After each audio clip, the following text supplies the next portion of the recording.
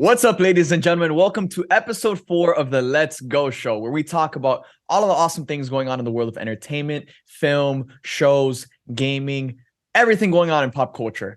I am your host, Matt Soups Ramos, and today we have a very fun show ahead. It's our first episode of 2023. Thank you for joining us once again, and I'm looking forward to an epic year as we're gonna be getting fed so much content from different movies coming out to different streaming movies coming out to different streaming shows coming out. So much content. I can't wait. What a freaking year it's gonna be. On the podcast joining me today, we have my boy Editor Geo once again. What is up, bro? I'm back. I keep making it back in the cut. I don't know how I keep getting here, dog. I'm here. Welcome back, G. It's always a pleasure to have you. And today we have a ton of awesome things to talk about, guys. We're going to be talking about some DC news because this month, James Gunn and Peter Safran are finally going to give us a taste of what they've been cooking and what the future of the DCU that they have planned is going to look like. So this week, a Variety article came out just kind of giving us some details about what the future of DC is going to look like. Obviously, we know Henry Cavill isn't coming back as Superman. We know The Rock isn't coming back as Black Adam. We know according to this Variety article, Gal Gadot will not be coming back as Wonder Woman. And then James Gunn kind of came out and provided us his own answers. And as of right now, guys, the only person we can really trust is James Gunn. That's the only person I'm listening to, because James Gunn has a track record of debunking so many different articles and outlets and journalists that at this point, I feel like us as DC fans, we truly don't know unless it's coming from the man himself, which is James Gunn. And he came out and he said that within his first 3 years of the DCU, we are going to get Wonder Woman. Wonder Woman is involved within the first 3 years of the DCU, which I feel like that's a no-brainer. Wonder Woman is one of the greatest characters of all time. She's one of DC's biggest characters. Another thing that James Gunn said was that in the Variety article, it mentioned that James Gunn's slate was only 3 years long. And then James Gunn came out and said, no, the slate that Peter and I have cooked up, it goes for 8 to 10 years. So 8 to 10 years, Matt? Bro, how? The guy just became the head of DC. That doesn't even make sense to me. They're cooking. That's all I can say, bro. They're cooking. James Gunn and Peter Safran are cooking. And this month, we're going to be getting a little taste, and they're going to be announcing a few of those projects, a part of that DCU slate. And we know a new Superman movie. That's why I'm wearing the Superman cap today. I love Superman so much. I'm drinking out of a little Superman cup. We know the new Superman movie that James Gunn has been writing is probably going to be a part of that, and I imagine that'll probably be the movie that kicks off the new DCU for James Gunn and Peter Safran. But amongst those, I guess, new projects that are coming out, Gio, I wanted to ask you, bro, what do you think DC could possibly announce? And before you answer this, I want to make this very clear too, is that amongst the announcements that are coming, James Gunn cannot announce anything related to Aquaman, The Flash, Shazam, or Blue Beetle, because those movies are still coming out this year, and technically those movies are still a part of the old. So he's like not allowed to even talk about those characters? I guess it makes sense, because then it would mess up the box office revenue of those movies if he talks about them. Exactly. Like if he comes out and announces, we're doing a new Aquaman movie coming out in like 5 years and we're recasting Jason Momoa, that is going to affect the box office of Aquaman and the Lost Kingdom. If they come out and makes sense. That makes a lot of sense. If they come out and announce a brand new Flash and they're recasting Ezra Miller, that is definitely going to affect the box office of the Flash movie, which they need to perform. Warner Brothers isn't backing down from the Flash movie, bro. There's been some reports saying that Warner Brothers hasn't been this enthusiastic for a superhero movie since the Dark Knight trilogy, which is pretty crazy to say considering the Batman came out last year. But it seems like Warner Brothers is going all in on the Flash. They purchased a Super Bowl spot for the Flash, and that's where they're going to be dropping a trailer. Shazam 2 is coming out in 2.5 months. Zero marketing for Shazam, but Warner Brothers is putting all their chips down on the Flash. And I'll be honest, Matt, when the trailer first dropped, I was actually really excited for the movie. I was like really hyped when I seen Michael Keaton was in it and that they were doing some crazy multiverse shit. I thought it wasn't going to be a bad film. I was excited for it. So I'm still excited to see what they did. It's just after everything that happened with Urza, I don't know. I didn't know how to feel about it at that point. The Flash is a movie that's going to be very difficult for Warner Brothers to, I guess, just market, dude. I mean, so much has gone on with this movie behind the scenes that especially with the entire Ezra Miller situation.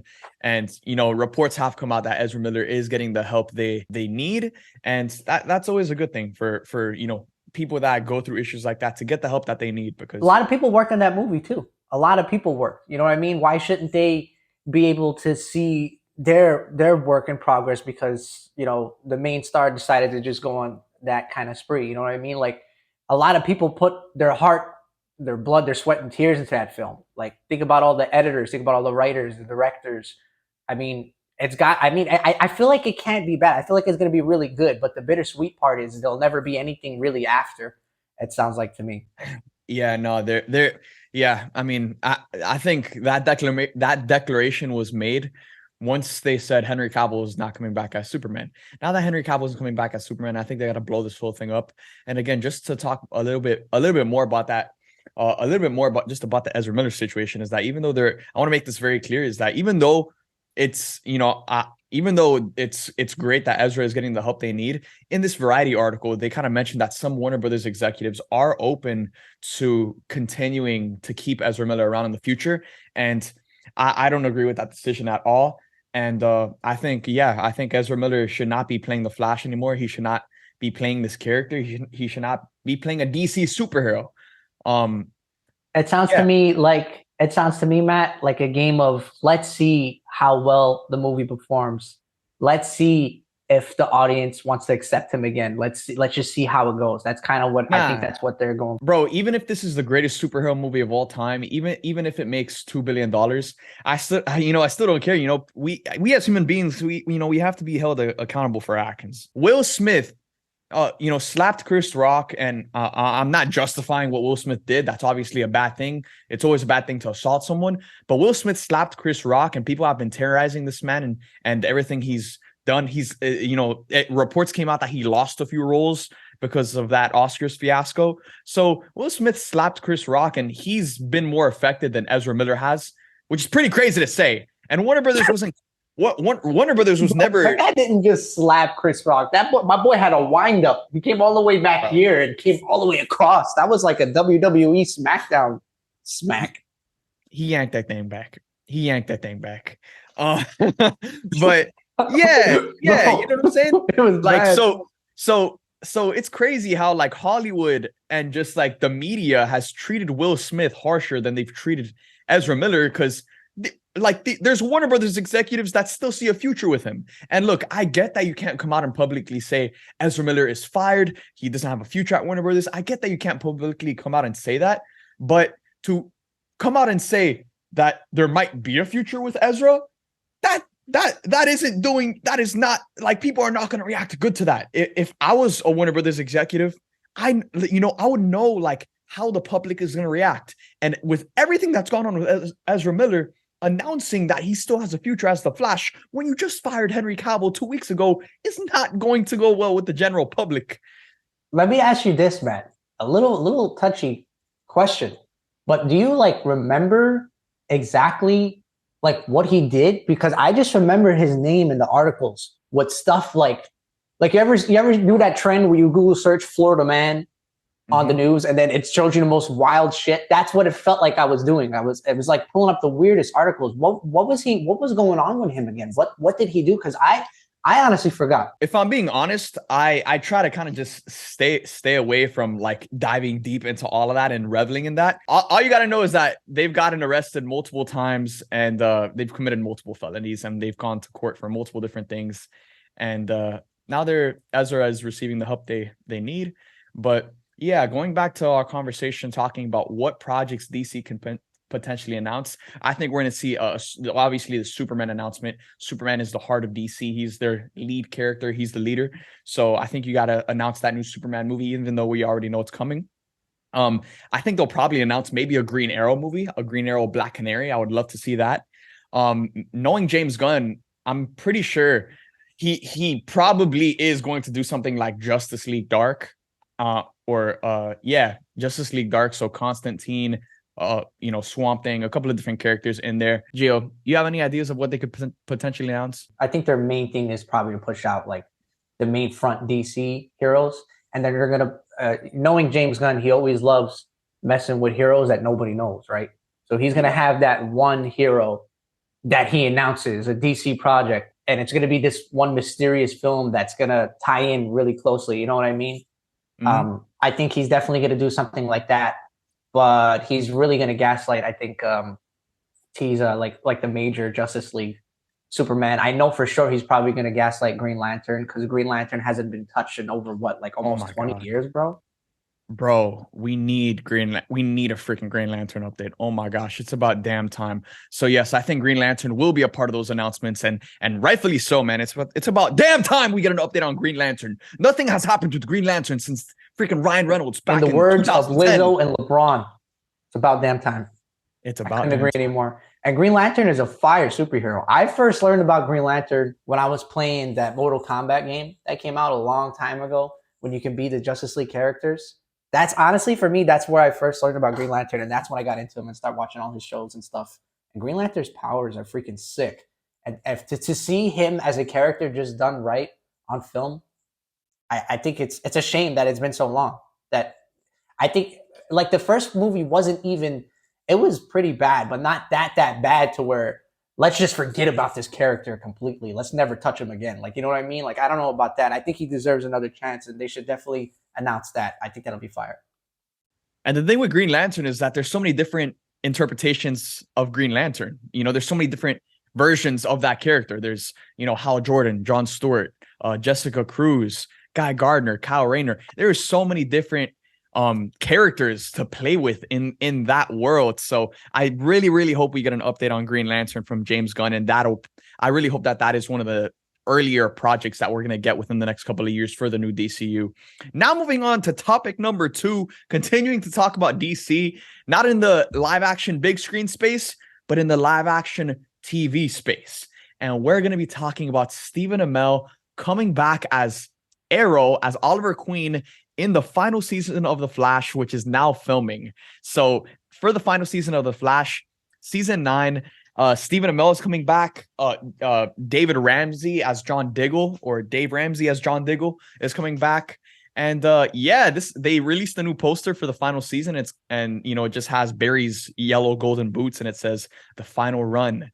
And yeah, man, The Flash, honestly, I love seasons 1, 2, and 3 of The Flash. Season 4, I still enjoyed season 4, but I thought it was a big step down from the first 3 seasons. And then I stopped watching the show in season 5, and I didn't watch the rest of season 5, didn't watch season 6, season 7, season 8. I just really thought the show fell off. I feel like that's common knowledge. We all kind of agree that the show did start to fall off towards the latter half.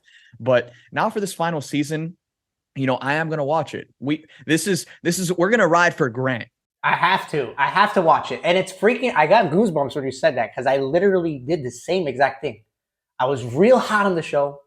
And then, like, I don't know, I guess it was season 4 where our season 3, where it was like, what's happening? It's kind of like what happened with Grey's Anatomy, where we're like, this, let's just not stop it. Let's just freaking keep going. And it was just like, they were just like running out of, I felt like it was just, I don't know. It definitely died out for me 100%.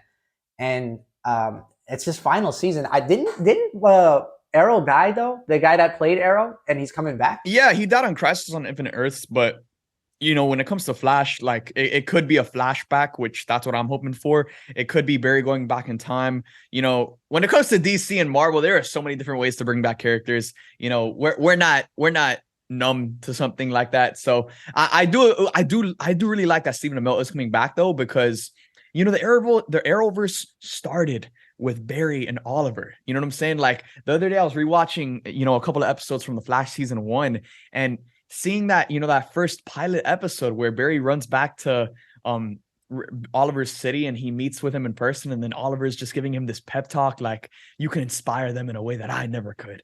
Like, I love their dynamic so much. And the Arrowverse started with both of them, and it's come such a long way since then. And now it's nice that the Arrowverse is going to be ending with them as well. Yeah, bro. I really think that Arrow is super, super cool. And the reason why I asked, because I haven't watched the show, so I don't know how he died. I don't even know what happened. I just know that he did, and now he's coming back. But Arrow was freaking, he might have been cooler than the Flash. And the Flash is my favorite superhero. The Flash is my favorite. He's like, if I can pick a superpower, like that would be my superpower, super speed. Like that's the coolest thing in the world. And I love the Flash. I love him as a character. But Arrow in that show was really good. And I don't even know if you watched a couple episodes of just the Arrow series because it started before the Flash. But Arrow is freaking good. He's really good. I'm excited to see him in the final season. I feel like he's gonna have a crazy arc. Yeah, no, I watched the Arrow seasons 1 through 3, and then after that, I kind of just like, yeah, I just kind of committed to Same the. thing. Same I thing. committed. I just committed to the Flash. I'm really bad with TV. I really am. I'm really bad with watching shows, especially shows that are long. Like it's just TV is just a massive commitment for me. So when I do commit to the show, that means like I truly love the show. And there are very few shows that I truly commit to. So yeah, so Stephen Amell's coming back. Let us know what you guys think about that. Are you guys hyped for the Flash season 9, despite the past couple of seasons having been so hot? Um, the final run, we got to ride for our boy Grant one final time. The show premiered back in 2014, and we've grown up with this show, man. It's always gonna hold a special place in all of our hearts to a certain capacity. I gotta see how it ends. You know what I mean? Like I was like that with Harry Potter too. Like when Harry Potter was coming out as a kid, I had no idea what was going on at all. But I remember loving the first one as a kid.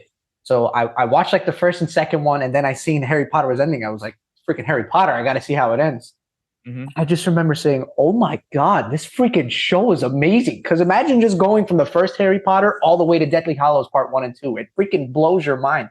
Like, what happened to Harry? The guy's in his 20s and everything's depressing and dark now and shit's going down, shit hits the fan, it ain't magical anymore. I'm really hoping to get that kind of same effect, you know what I mean? Like that closure. And who knows, maybe it'll get me hyped to rewatch the show again. I don't know. I guess we'll see how it goes. Now, moving on to our next topic, we're going to be switching it up from talking about superheroes, and we're going to be talking about Gladiator 2. So, Gladiator is a movie that came out in 2000, starring Russell Crowe, directed by Ridley Scott, and it's such a badass movie about a freaking war general that goes on this quest for revenge against this emperor's son, who ends up taking over because he kills his dad, the emperor.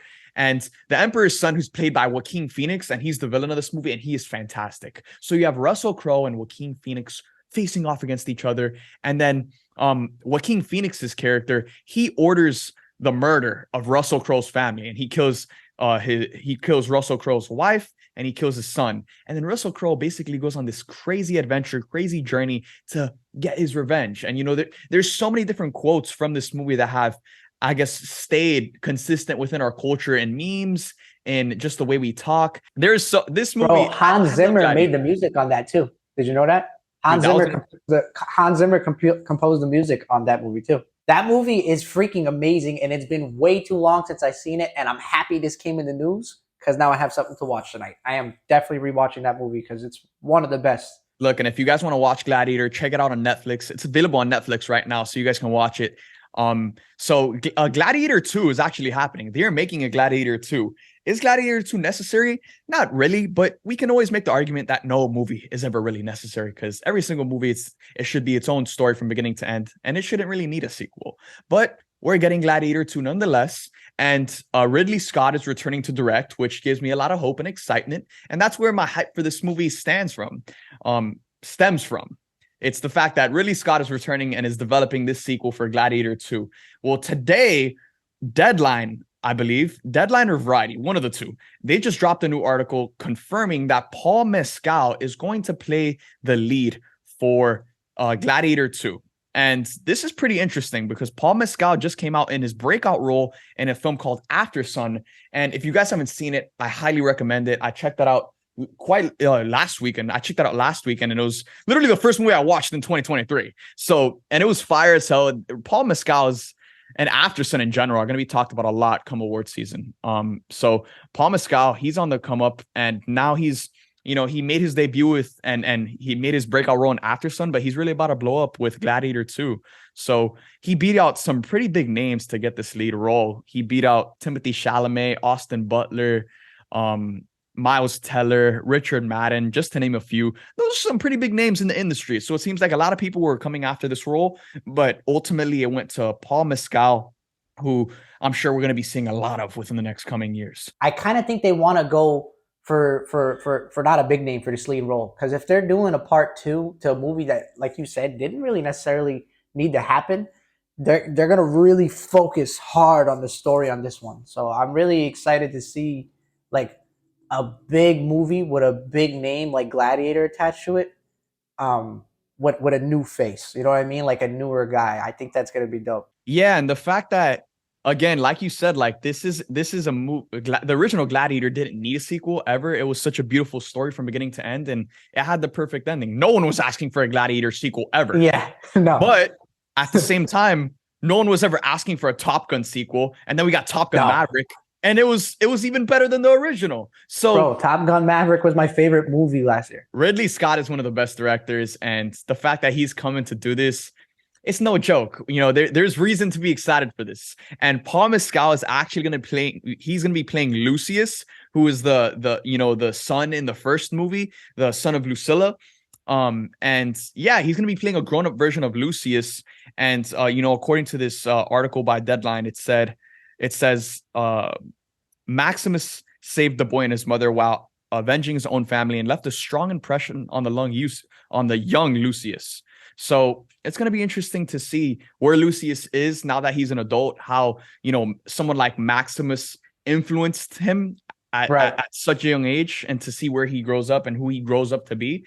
And honestly, Gio, one of the things I'm most excited for is to finally hear that Hans Zimmer score in a theater, because I grew up loving that score. I was born in 2001, so I'd never watched Gladiator in theaters, but that score, it's called Honor Him. That Honor Him score, it is genuinely one of the best scores I've ever heard in my life. If you haven't heard it, it's on Spotify. Go check it out. It's called Honor Him by Hans Zimmer. I'm going to be crying tears of joy when I hear that theme in the theater. It is so good. I'm such a massive Hans Zimmer fan. Like, who doesn't love Hans Zimmer? Do you know that Hans Zimmer has a TikTok now? I guess now he decided to make a TikTok.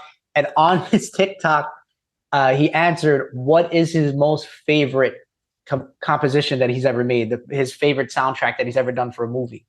And he said Interstellar is his number one. And I couldn't agree anymore. Like, I can't believe me and him have the same favorite. You know what I mean? Like, when he said that, I got goosebumps. I agree. And that Interstellar score, Cornfield Chase, that is my favorite movie score of all time. Time. It became a TikTok meme, bro. It's a meme. It's a masterpiece. It's everything. Like, that's one of the best scores of all time. Look, if you're right now listening to this podcast and you need a song that is going to make you question your entire existence, go listen to Cornfield Chase by Hans Zimmer, and then listen to Honor Him by Hans Zimmer. And oh my gosh, those two back to back, you are going to feel like the greatest version of yourself. You're going to be floating out of your own body. Your spirit is literally just going to be levitating out of your own body, bro. But if you go back to back like that, what you trying to visit the spirit realm? I do it every day. It's a ritual at this point. Now moving on to our next topic. With this being our first episode in 2023, we're going to be talking about our most anticipated films of 2023. Now, there's so much coming out. On our show notes, we have so many movies coming out. I got to give a special shout out to At Midnight, hitting Paramount Plus on February 10th. Keep your boy make his film debut with a little light cameo. Yeah, so At Midnight on Paramount Plus, February 10th. Now, when it comes to my most anticipated films of 2023 as just a fan, I'm going to give you guys my top 5 right now. This is my ranking, and then we'll talk about some other movies coming out this year as well. We'll talk about Gio's top 5 as well. So this is my top 5. At number 5, we have Creed 3. Then we have Transformers Rise of the Beasts. Then at number 3, we have Guardians of the Galaxy Volume 3. At number 2, we have Spider-Man Across the Spider-Verse. And at number 1, we have Blue Beetle. So excited for so many movies coming out this year. But these 5, these are 5 movies that I think about on a daily basis. Gio, what are some movies that you cannot stop thinking about, that you are just ready to go buy tickets to go watch? My top 5 is definitely going to have to be that one that Martin Scorsese's making, the new one with Leo. Do you know the name of it? Mm-hmm. Killers of the Flower Moon. Killers of the Flower Moon. That movie is, there's no way that movie is going to be bad. Like, it's impossible. Like, I've been checking the IMDb page of that shit. Like, I just go on Martin Scorsese's IMDb page and Leonardo, and I just see what movies are coming up. And I've seen that movie like in production for like 5 to 6 years now. Yeah, I mean, when Leo and Scorsese are one of the greatest actor-director duos ever. And when they team up, it's like it's a must watch. It's like freaking watching like LeBron James or Michael Jordan play a basketball game. It's like you got to sit there and you just got to appreciate and watch greatness. It's like freaking watching Messi play in the World Cup. It's like we're just sitting here watching Messi and Mbappe go back and forth, and you're just gonna sit back and appreciate greatness. Same thing for Leo and Scorsese with Killers of the Flower Moon. On top of the fact that this is one of Scorsese's highest budget movies ever. This is a $200 million budget on this film. And in a day and age where movies like Babylon flopped at the box office, Amsterdam flopped at the box office, Killers of the Flower Moon, I feel like this movie definitely has the shot to shock a lot of different people, not just because of the fact that it's Leo and Scorsese, but because of the fact that it's a $200 million movie and it's not some big franchise. It's a prestige director with the prestige lead actor. And we're going to see them go to work, and they're going to do their thing. And so, Gio, what are some other movies that stand out to you that you're excited about? Right after that masterpiece of a film that it's going to be is Super Mario Brothers. Pretty weird 1 and 2. I was excited for the movie when they announced it because I was like, it's about time Mario got a freaking movie. I mean, Sonic got one. I mean, Wreck-It Ralph. You know what I mean? There's all these movies about video games that are coming out that are fire. And why hasn't Mario, like the most popular video game character of all time, haven't gotten a solid movie besides that one in the 80s that was Asperger? After seeing that trailer drop, bro, that literally looks like one of the most beautiful animations I've ever seen in my life. Like, that's going to be insane. I never seen somebody take the source material and bring it to life as accurately as those trailers. I didn't even see the movie. And I'm so excited for Super Mario Brothers. I think that's going to be, it might be my number one. I don't know. We'll see what happens. Yeah, nah. Super Mario Bros. Definitely looks phenomenal. The animation style looks beautiful. You have an all-star cast from Chris Pratt to Jack Black, Anya Taylor-Joy, Charlie Day. Yeah, there's so many people that are a part of that cast, and the film looks phenomenal. So definitely Super Mario Bros. Super hyped about that. I got to ask you something, though. Hit me. Get a little controversial with you. How do you feel about Chris Pratt as the voice of Mario?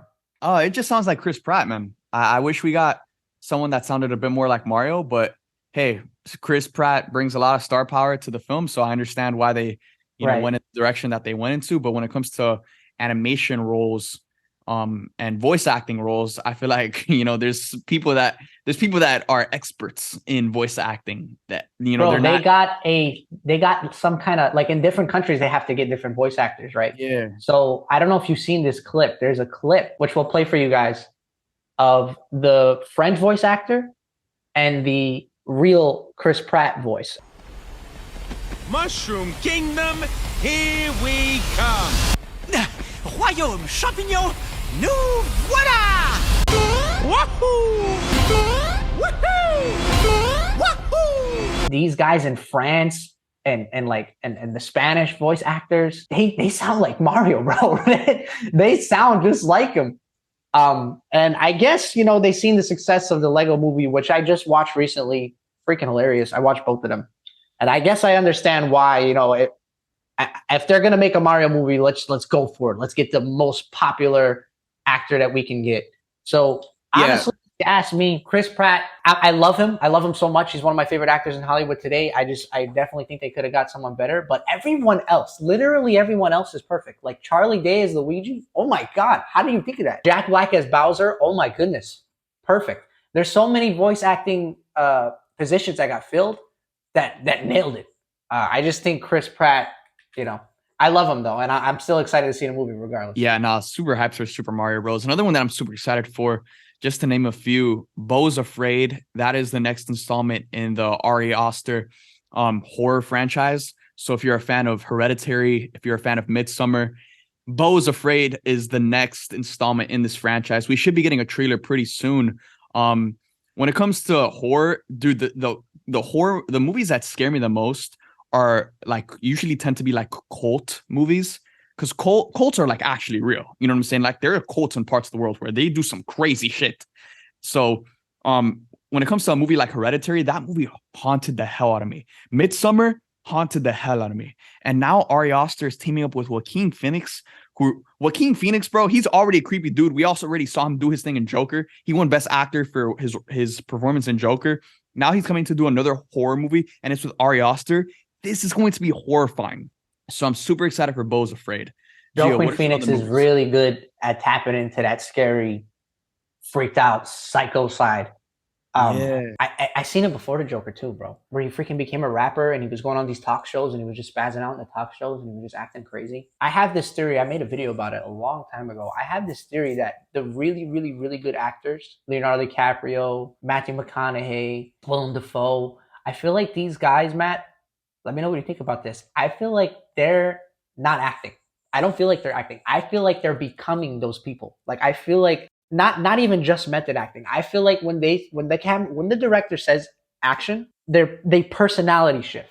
Like I feel like they have a positive version of personality disorder, if that makes any sense. I think the creepier alternative is if they can actually just switch on and off. Like, dude, there were some behind the scenes videos of Joaquin Phoenix on the set of The Joker and Todd Phillips. When it came to the Joker's press run, a ton of people were asking Todd Phillips, who directed the movie, like, "Yo, what did Joaquin Phoenix do to prepare for this role? Was he weird on set, stuff like that?" Because we just came off of Jared Leto, which there was a ton of stories about Jared Leto and what he did to prepare for the role of the Joker. Heath Ledger, he locked himself in a hotel closet for a couple of days with just a journal, writing down his thoughts to really sink himself into the role. With Joaquin Phoenix, he just switched on and off. When they called cut, he was just Joaquin Phoenix, and then when they yelled action, he was the Joker. He was Arthur Fleck. So I think that's just a testament to how great of an actor Joaquin Phoenix really is. Same thing with Leo and Matthew McConaughey, the best, Willem Dafoe. These are the best of the best we're talking about. Another, in speaking of the best of the best, we have to talk about Oppenheimer, man. Oppenheimer is Christopher Nolan, one of the greatest directors of all time. He's back in his first movie with Universal, and Oppenheimer has one of the most stacked casts of the year. You got Cillian Murphy, Matt Damon, Emily Blunt, Robert Downey Jr., Josh Peck, Florence Pugh. The list goes on and on. I'm serious. The list truly does go on and on. I'm just naming names off the top of my head. And then on the other side of things, we have Wes Anderson's Asteroid City. That's a movie that's stacked with talent. You got Margot Robbie, Scarlett Johansson, Adrian Brody, Jeffrey Wright. There are so many different people that are on that cast. Go search up the casts for Asteroid City and Oppenheimer, because these are two stacked movies. June is another stacked month, man. June, we got Spider-Verse at the beginning of the month, Transformers, The Flash, Indiana Jones 5. The Little Mermaid is right around the corner as well. What a year for all different types of genres. I'll tell you what, it's one of those years that sounds like too good to be true. There's so many big names that a majority of these, they can't all be good. They can't all be 10s. You know what I'm saying? I could be wrong though. They could all be 10s. I think one of the greatest years for film in all time and TV show was 2016. It could be another 2016. It sounds like it might be, because there's too many bangers coming out. There's like Wes Anderson, Martin Scorsese, and Christopher Nolan in the same year, bro. And Denis Villeneuve with Dune 2. Dune 2 is going to be huge. That movie's going to be massive. You also have Zack Snyder with Rebel Moon. Super excited about Rebel Moon. Not enough people are talking about that. We know that's coming at some point this year. Rebel Moon is essentially Zack Snyder's Star Wars. This is an original universe, original franchise by Zack Snyder. And we are getting part 1 because they are making a part 2. It's going to be shot as a 2-part movie. And we're getting Rebel Moon this year. So between Rebel Moon, Dune 2, Oppenheimer, Asteroid City, Killers of the Flower Moon, we have some of the greatest directors of all time feeding us this year, which is pretty damn exciting. Are all these coming straight to the theater, or are some going to hit Netflix? Because I just like seeing my shit in the theaters, bro. I like seeing it at home too. Getting in the snuggie, getting a little weird. I think we learned in the pandemic that it is possible to live without a theater, but it's not a life we want to live. You know what I mean? Yeah, no, for sure. And talking about the superhero side of things, we have Ant-Man and the Wasp: Quantumania, Guardians of the Galaxy Volume 3, The Marvels, Shazam! Fury of the Gods, The Flash, Blue Beetle, Aquaman and the Lost Kingdom, Kraven, Across the Spider-Verse. It's going to be such a massive year for superhero fans as well. We were being fed so much content. That's not even counting all of the Disney Plus shows that Marvel has on the way, because Marvel's coming heavy with a ton of Disney Plus content this year. So as superhero fans, Marvel and DC are both firing off. Another thing that's coming this year is Invincible Season 2. So that is pretty damn exciting as well. I just hope that Marvel could really turn it around with the Disney Plus stuff this year. Like I really hope that the Disney Plus, like I hope that that formula that they said that they were going to pick up on or change up a little bit starts to show this year around. You know what I'm saying? Yeah, I mean, on the Disney Plus side of things, we have Secret Invasion, then we have Echo, then we have Loki season 2, and Iron Hearts, and then we might be getting Agatha House of Harkness in December. On their slate that they announced at Comic-Con, it said late 2023, early 2024. So we might be getting Agatha House of Harkness or Agatha Coven of Chaos towards the end of the year. But yeah, Marvel's coming heavy with a lot of Disney Plus content. Definitely hope we see a step up in terms of the quality, writing, production, all of it. But when it comes to the movies, I'm super excited for Ant-Man and the Wasp: Quantumania. That is right around the corner. We are getting a new trailer on Monday, January 9th. The trailer is going to be dropping with Monday Night Football, so expect that to be 7:30 p.m. Eastern time, which is 4:30 p.m. on the West Coast Pacific time. So Ant-Man and the Wasp: Quantumania, it's Kang's homecoming party, bro. Just show us more of Kang, bro. Show us Kang. Like I'm hoping in this trailer we get at least like 45 seconds of Kang. You know what I'm saying? I really want to see this guy talk.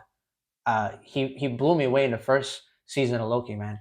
And it just kind of weirded me. Like I feel like I was like when Loki season 1 ended, I was so excited to see how they were going to tie all this together. And we're already getting Loki season 2. So I hope that Loki season 2 maybe can kind of mend what was going on so far. You know what I mean? And tie it all more together. But regardless of the situation, Jonathan Majors, bro. Oh my God. Bro, you remember that time where Loki came out, dude? And it was just like everyone didn't know what was going to happen. Like who were they going to reveal? Like the tweeting and waiting week to week. So I'm really freaking pumped. I know Loki season 2 has possibility to be the best thing they release this year if it comes out. But Echo sounds good too. Kang Gang, we're back. Kang Gang, we're back. Only the OGs know what Kang Gang is. Shout out Jonathan Majors. Honestly, at this point, I wouldn't be, if this next trailer that drops, if it's just Jonathan Majors narrating and it just follows him the whole time. I know that this is supposed to be the final movie in the Ant-Man trilogy. This is supposed to be, a Scott Lang movie. At this point, I wouldn't be mad if they just said, fuck that. And then boom, Jonathan Majors is the main character of this movie, and it's a Kang solo movie instead. It just takes over the whole film. Yeah, at this point, look, I'm rooting for Kang in this movie. I've said that multiple times. I want Kang to I think this is also the perfect spot for Paul Rudd to say goodbye to Ant-Man. This is the perfect time for Ant-Man to kind of just end his story. When we look at the MCU, I think now that we've been through so many different projects in Phase 4, I think it was such a great spot for Robert Downey Jr. and Chris Evans to say goodbye in Endgame. That now, looking back, I think, there has to come an end for certain characters. With Guardians 3, one of the reasons I'm so hyped for Guardians 3 is that there's a certain sense of finality to it. We're not going to see the Guardians after Guardians 3. That's why I'm so excited for it, because this is the ending of their story. This is the conclusion. It's not like we're going to watch Guardians 3 and then look forward to something else. Of course, they're probably going to set up something with Adam Warlock, other stuff as well. But the family that we've grown to love over the course of the past 10 years, that we're saying bye to them. And I think, when it comes to Ant-Man and the Wasp: Quantumania, with this being Kang's homecoming party, I think there would be no better way to set the tone than to have him kill Scott Lang and to have it be kind of like a passing of the torch, with Scott passing off, I guess him being a hero to Cassie. Right. Because she's going to be a hero in this movie. And this movie is kind of it feels like it's going to be a coming of age story for Cassie, as important as it also will be for Scott. Could be setting up the young Avengers, the new Avengers. That's probably what they're going to be doing. Yeah. I don't know. I feel like a bad guy. I feel like a villain because I want to see Scott Lang die, but I love him though. I don't want him to die. Like I'm conflicted. What's wrong with me? You know what I mean? Like I don't know what I want to see. I just know in terms of story, it would help so much, Matt. You know what I mean? Scott Lang losing his life would give the Avengers something to avenge. You know what I mean? Yeah. And we need to see how strong this guy is. We need to see this guy be a daddy and just start boss assing people. Look, and let's say Scott Lang survives this movie, right? If he survives this movie, after experiencing Kang, he's gonna go warn everyone else and try to assemble people after experiencing a threat like Kang, who's on the way, who's coming. Scott already played that role in Endgame. You know what I'm saying? Scott, in Endgame, Scott came back out of the quantum realm and said, he rallied the troops. He said, hey guys, look, I have this that could change everything. And Scott was kind of the plot device that really brought everything together in Endgame. So for him to kind of play that role again with like the next build up to the next Infinity War and Endgame within with the Kang Dynasty and with Secret Wars, I think it would be a little repetitive. I think the character that's going to play that role instead is going to be Loki. Loki season 1 and Loki season 2. I think we're going to see Loki play that character that Ant-Man kind of played, where he brought everything together. He brought everyone together and he gave everyone hope and kind of warned them like, yo, this is how we whistleblower. Loki's Yeah. gonna be the whistleblower this time around. I agree. Scott Lang as a character, like being snapped and then coming back to his daughter that's bigger now. Like I have 2 girls, so imagining that happening to me is I think that's my number one biggest fear, like missing out on that much of your kids' life. So that arc is crazy. I can't wait to see what they do with that. And I don't know. I mean, the guy's life is already supposed to not be existing. You know what I mean? The guy was supposed to be stuck in the quantum well, the quantum realm this whole time, and he got saved by a rat. I don't know. I don't think I'm emotionally prepared for it. Like I know it'll make sense story wise, and it's easy to say it, but I don't know if I can handle seeing it. See, I think that's the thing, is that I am emotionally prepared for it. That's why I want to be emotionally tested. You know, I want to go into, I want to watch a Marvel movie that destroys my soul, that just takes my emotions, puts them on the floor, and just demolishes them. I think Guardians 3 is going to be that. That's why I'm super hyped for Guardians 3. Like, yeah, Guardians 3 is definitely going to be that, bro, for sure. Guardians 3 is going to be a tearjerker. Like, dude, I think, you know, the past couple of Marvel movies that we've gotten have been awesome. The reason I loved Wakanda Forever so much is because Wakanda Forever leaned into the emotion. But even then, one of my criticisms about the movie is that it didn't lean into the emotion as much as it could have. You know, it kind of pulled back during certain moments because the movie had to keep going. You know, a large part due to the pacing, and things were just moving so fast during certain parts of the film. But now, as we look forward to Marvel Phase 5, as we look forward to Quantumania, Guardians 3, the Marvels, I want these movies to move me emotionally. I want to be crushed. I don't know, but you know, I don't know. I want all of it. Everything, everywhere, all at once spoiled me, bro. It really did. It spoiled me. It sure did, bro. I feel like Guardians 3 is going to be the one that just totally wrecks everybody. Everybody's going to be saying, bring them back. You know, I can already see everybody on social media going ham about everybody. Yeah, no, I think that's what it is. Cause like my favorite movies are the movies that make me feel. Cause it like when movies make you feel, it's like they get ingrained in like your nervous system. They get ingrained in your body and your physiology. So I want these movies to make me feel, man. So yeah, super excited for everything that Marvel has on the way, everything DC has on the way. Obviously, Blue Beetle, man, my most anticipated movie of the year by far. With DC bringing a character like Jaime Reyes to the big screen, this is, you know, we have a full all Latino cast as like the leads of this film, which, you know, is something you don't particularly see ever. And it was super cool because you met that guy in the vlog we did. Yeah, you met him in person. What's his name? Yeah, how do you say his name again? Jolo Maridueña. I've met Jolo. You know, I know the director of the movie, and we're gonna be planning a ton of awesome things for Blue Beetle to celebrate that film. And trust, when that movie comes out, the world is gonna know the name Jaime Reyes, and we're gonna make sure of that. So I'm super excited for Blue Beetle. I think in a day and age where you look at the superhero landscape, I feel like every single superhero movie is trying to outdo themselves. You know, before it was the world is at stake. Then it's the universe is at stake. Now it's the multiverse is at stake. And this goes for both Marvel and DC, because with a movie like The Flash, that's a movie where, you know, the multiple timelines, the multiverse, all of that is at stake. I feel like Blue Beetle is going to be such a breath of fresh air, having it just be a kind of like a condensed, small scale coming of age story about a kid trying to find his purpose in the world, while also, you know, coming back home, you know, interacting with his family, and having the family element be such a huge part of it. Because, you know, in Latino families and Hispanic families, like, family is everything. You know what I'm saying? And we've never seen that in a superhero movie which is why I'm so excited to finally In the words see of that Vin Diesel, portrayed. bro. Family, baby. No, dog. I couldn't agree anymore. And I'll tell you the truth. The movies are getting too big and they're getting too convoluted with their plots and where they're going and what's going on and who's in it and what connects. And we're losing the rope, man. Just make a good freaking movie with a good story. Like another example is like Kick-Ass. You know what I mean? Like I don't know if you've ever seen Kick-Ass. Kick-Ass is such a simple story.